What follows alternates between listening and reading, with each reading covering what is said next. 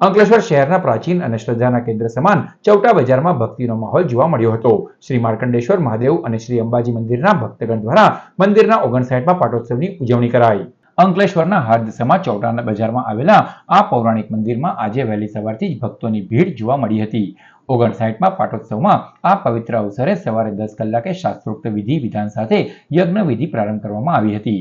મંત્રોચ્ચાર સાથે આહુતિ આપી વાતાવરણને પવિત્ર અને ભક્તિમય બનાવવામાં આવ્યું। ધાર્મિક કાર્યક્રમોની આ શૃંખલામાં મહાપ્રસાદીનું પણ આયોજન કરવામાં આવ્યું। મોટી સંખ્યામાં ભક્તોએ માર્કંડેશ્વર મહાદેવ અને મા અંબાના દર્શન કરી ધન્યતા અનુભવી। સમગ્ર આયોજનને સફળ બનાવવા મંદિરના ટ્રસ્ટીગણ અને સ્થાનિક ભક્તોએ ભારે જહેમત ઉઠાવી હતી। 59 વર્ષથી ચાલી આવતી આ પરંપરા મુજબ આ વર્ષે પણ પાટોત્સવની ધામધૂમથી ઉજવણી કરવામાં આવી હતી।